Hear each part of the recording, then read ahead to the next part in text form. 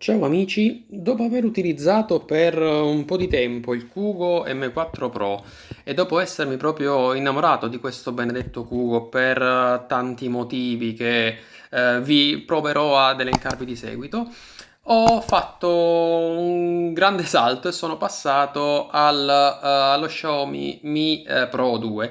Forse sì, un salto all'indietro, direbbero alcuni. Per me è stato in effetti un ritorno alle origini perché il mio primo monopattino è stato un Essential, quindi in questo caso torna una ciclistica simile a quella dell'Essential, però con un'autonomia decisamente migliorata, che era quello che mi serviva sostanzialmente. Era la grandissima pecca dell'Essential.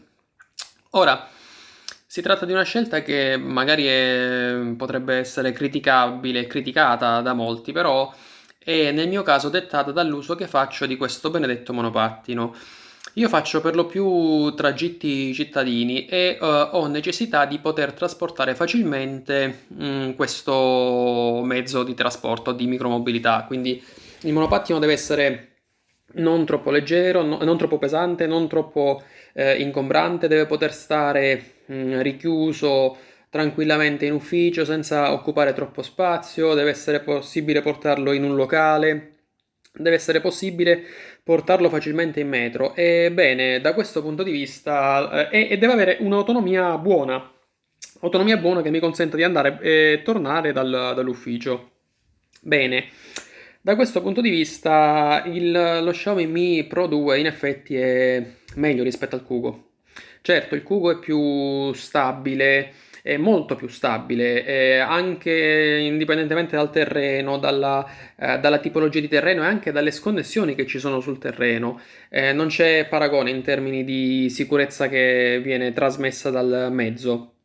E addirittura andando a 20 e 25 col cubo sembra proprio di andare piano e ti spinge a voler andare più veloce, quindi capisco il perché abbia un motore così potente che permette effettivamente di superare anche i 40 all'ora volendo. Non si fa, siamo fuori legge.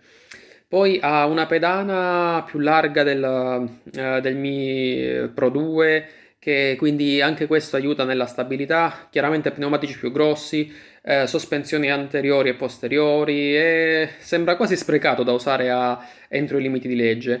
Poi c'è anche la trazione posteriore che nella guida secondo me dà una marcia in più, ci si sente spinti anziché tirati, è un feeling di guida diverso e di sicuro più appagante e pure più divertente.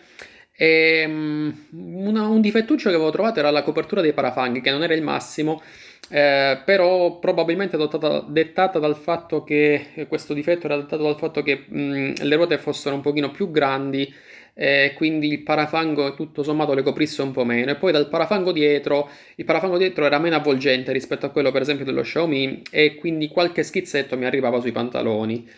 Però, nonostante tutti questi pro che vi ho elencato, portarlo dietro, portarlo in metro, portarlo in negozi, in locali e in ufficio, era pesante, era complicato, era grosso e ingombrava spazio. Forse non tanto, diciamo, vi faccio vedere le misure, giusto per capirci. Come vedete, non è troppo più grande da questo punto di vista. Quello che non si vede in questo grafico è la larghezza del monopattino.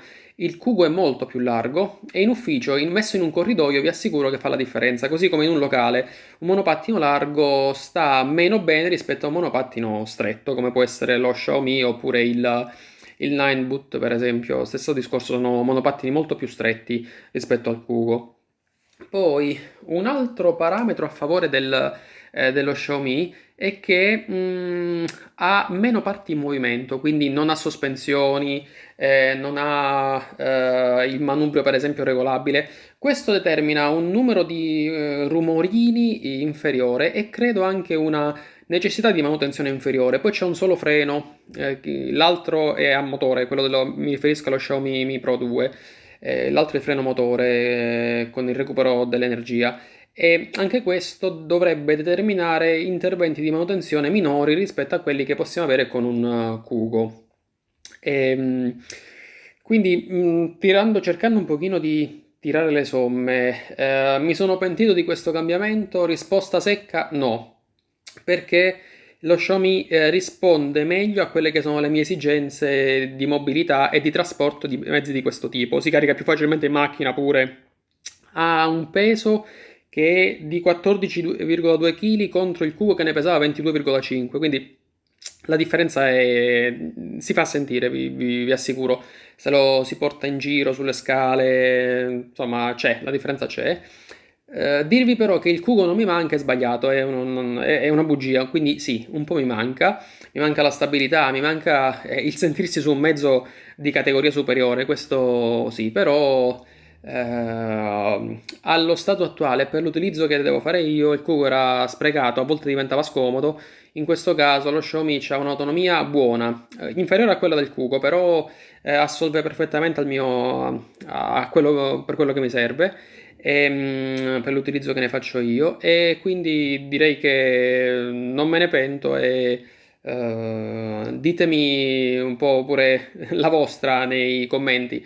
Mi aspetto che non tanti appoggeranno questo tipo di scelta, però probabilmente non fanno tutti l'uso che ne faccio io del monopattino, quindi necessità di portarlo su e giù, necessità di tenerlo in corridoio, necessità che occupi poco spazio. Al solito, se avete dubbi, osservazioni o altro, lasciatemele nei commenti e vedrò di rispondervi appena possibile. Ciao a tutti!